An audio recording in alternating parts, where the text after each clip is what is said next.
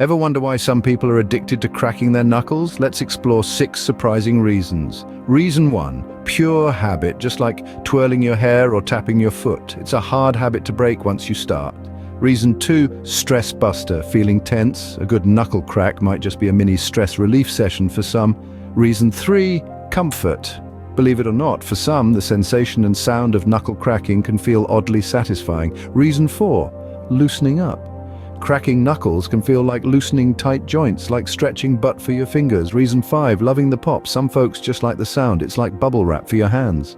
Are you a knuckle cracker? Share why in the comments. Let's hear your crackling tales.